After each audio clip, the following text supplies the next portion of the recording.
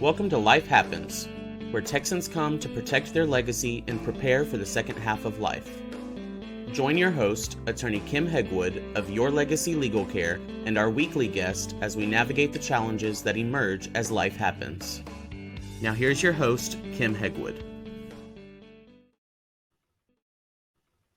Welcome to Life Happens with me, Kim Hegwood, and our very special guest today is Laurie Maggio. Good morning. Good morning, Kim. Thank you for having me. Now I'm super excited. You're the owner of Coastal Town Moves and Gulf Coast Moves, so it Yes, sounds like two companies. Is that two correct? companies. Yes, that is Okay. correct. And so today we're going to talk about moving a senior Mm-hmm. and hiring. What you really should do is hire a project manager. Mm-hmm. And so, because I keep thinking, I know the ordeal when I moved, what the ordeal was, and it was a great opportunity for me to get rid of stuff. Oh, yeah. So, but let's kind of back up. Don't want to get ahead of where our people are, where our listeners are expecting us to go today. So, first off, let's kind of talk about what is a senior move manager. Okay. I think sometimes the best way to describe a senior move manager is to maybe point out the differences between a moving company that you would just hire residentially to come pack up your items, load your stuff, and transport it and unload it. We just do, as senior move managers, that much more. So there's a multitude of services that go along with that move where we do organizing, packing, and sorting, and we handle the overall, coordination of a move. We are very involved with the downsizing aspect, which happens very often with seniors and their transitions to either a living community or just a smaller home, and sometimes with one of their adult children. So a senior move manager gets a little bit more involved with the family per se and understanding the specific needs of that individual or family. And we try to customize the move for them. So we don't just show up on one day, pack everything, and then unpack it. It's not like a whirling dervish coming through your house. We take the small steps. We really listen and empathize and tailor whatever we need to do. As senior move managers, we often have to work around a senior schedule. So sometimes they can't handle like a really long day, and we come a couple of days for shorter periods of time. So we do many, many things, but it's very customized. I know that was a very long-winded answer, but I just tried to describe some of the differences. No, that's good because people need to understand the difference between a traditional moving company Yes. and what you do, because if they don't, they can't appreciate what you do. And so that's important.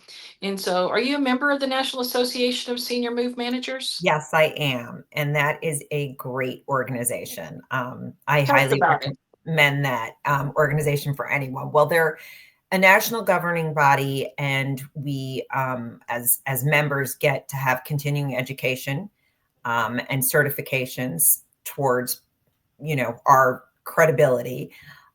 We have a large network across the country. So if I get a phone call about someone who's moving into Houston, it could be from any city, throughout the US. And it's nice to know that I've been background checked from that other senior move manager, and also vice versa, because we definitely get inquiries from families and individuals. I have to move my mom or dad out of Houston and we're going to New York. And it's nice to know, okay, I'm going to know someone in New York. I'm going to work through my National Association of Senior Move Manager network and pair them up so that you're giving them that same comfort on the back end or front end. So there are a ton of resources offered by the organization, the continuing ed. We do a conference. We have neighborhood groups. Just everyone's so resourceful, and every move is different. So it's just a great thing to be part of, to have one another to rely on. I know that a lot of seniors have trouble, downsizing. I know I'm going to be the big one that's going to have a lot of trouble downsizing. And so my kids have already told me, you have way too much stuff. I'm like, Stuff. no, I got rid of a bunch of stuff the last time we moved, so I should be good. But yeah, no. So how do you walk people through that process to kind of help as you're crying and handing over something, like, okay, Yeah. take this, and you cry some more, so, and, Well, you yeah. just feel bad. So, cause you just can't take everything with you when you're Right. downsizing. And so Yeah. how do y'all navigate that with seniors to kind of help them through the process? Okay, so let me see if I can like walk through that, and just for the record, Kim, everyone says they have too much stuff. And I always try to, assure people when you're walking them through, say, you know what, you can't feel bad about this. You have stuff because it served a need or a purpose or a joy. Let's not feel bad about it. It's stuff, yes, but it's okay. And it's okay to say goodbye to it. And, you kind of say, well, it did serve its purpose. If it's something that's worn out, maybe that's something we're going to donate. So when we're going through the first evaluation of a move and I'm walking through a house with someone, kind of talking about everything and, what their thoughts are. Is this going to be able to fit in the next space? Great. We'll take it if you love it. If it's something you're sad about, but you want to tell me a story about it, we'll figure out a way to honor its memory. Maybe it's a photo. I mean, I've told people, I'm like, you can take a scrapbook with you and look at your old stuff, your old yard pictures, whatever it is. There's no harm in any of it. But we're just kind of talking sensitively, like just to the people about the fact that they're probably not going to be able to take everything with them. We'll make a note of what it is that they're parting with, and we try to find a new home for it. That's really what I try to reassure people, especially when it's something that they feel very strongly about, whether they're passing it on to a loved one, a neighbor, a friend. Sometimes it's a consignment shop. Sometimes it's a great donation, whatever that is. But I know downsizing is hard. It's not something that, people want to jump up and get ready to do. But, we kind of just do it gently, and everybody's case is different. Some people are more willing than others to just say goodbye to stuff. It just depends. So let's talk about the details, because Yes, we're all details. about the details. Yes. So, how important are the details when you're thinking, when you're moving a senior? Very. That's all I can say. Very, very important. So I call it a special event a lot of the time because it's almost like a performance that has to go on. You're, checking everything that is timed right. And especially with the senior, because a lot of times we are dealing with a schedule that's different. They're often fatigued or they're not dressed and ready in the beginning of the day. We have to be sensitive to that. So everybody has to be flexible on the timing, and I have to make sure the day of the move, when the moving van shows up, that they're also being sensitive to that. This 8 to 12 window is not going to work for a senior. Yeah. So, the project manager in the senior move management business is very busy with like a time chart, a flow. How are we pacing as we're moving along? We're checking on everything. So it's very detailed. We hopefully aren't forgetting anything or leaving anything behind when we're moving. I worry mostly about like a big item, because that's the day of the transportation and the truck and usually the muscle, versus small things that sometimes get left behind because somebody can usually drive back and pick it up. But all of these details are written out in some type of, project management chart, depending on each move, whatever it is that we need in terms of details. Do two people need to have these charts? Do we need it on the front end, the back end? And we'll discuss that as a team and kind of figure out what's going to make the most sense. But yes, details are extremely important because we're being really sensitive. This is just a special clientele, and we want to do right by everybody. And so, how about when families who have lost someone and now they need to get the stuff, out of Yes. the house and ready to sell and things like that? How's that different from just, having someone just go in and, move it or donate it or have an estate sale, or, how do y'all work that? So, that can be very, obviously it's challenging because we're dealing with like a very kind of like sudden emotion, even though sometimes people are expecting it.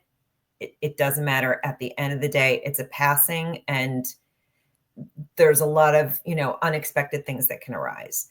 So I probably would say that we would approach that mostly with like the ultimate, sensitive, manner, but also just like there's usually like a time frame that is is a little bit different and unique because sometimes people have to get the house on the market within a month. Sometimes, they have to wait for legal transfer of things. So we're sensitive to all of that and we work around that.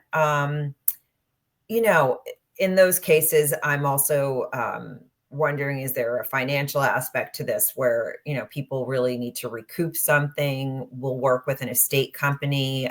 We have a lot of resources and contacts that we can work with to help better the situation. I'm always financially conscious for, my clients, where if it matters how much they're spending, we're going to research it. We're going to try to sell something that they can part with and make some money, so it kind of offsets the cost of the move. We're always working that situation and scenarios so that, if we're really lucky, it doesn't cost them much of anything.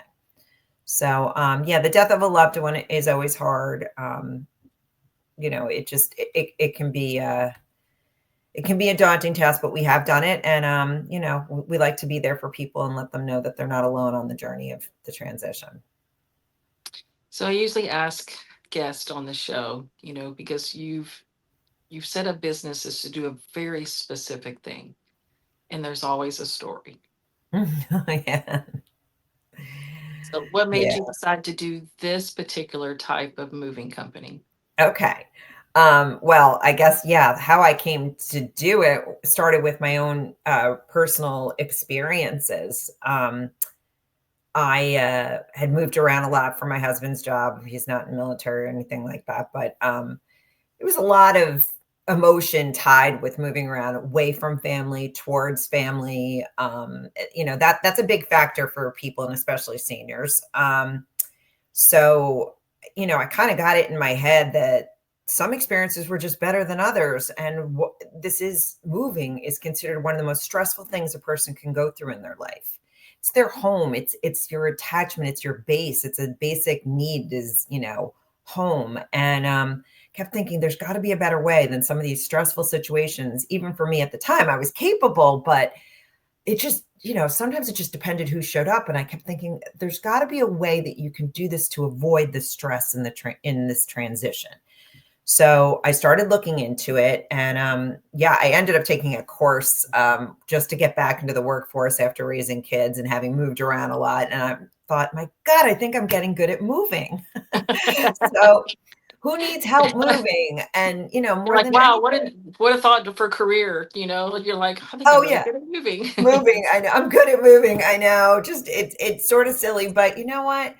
I felt comfortable and confident. And after a couple of experiences with helping people, the gratification, I have to say selfishly, was huge because these people were so grateful for the process to go as smoothly. And, I've kept up with families. I have repeat customers. I have people who send me to every relative they've ever had, everything like that. And it's just grown, and it's been so rewarding. So I really enjoy helping people. I kind of always have, and this is a great way to do it, especially with the seniors. They're the best. Yes, very much so. I enjoy my seniors immensely. And so tell our listeners a story of one move that really, really resonates with you. Okay, I got to think. There have been many, and there's some that are like favorites. I think I'll talk about the most recent one that I did, just because I've been in touch with this family for now over a year, and it was here in Houston.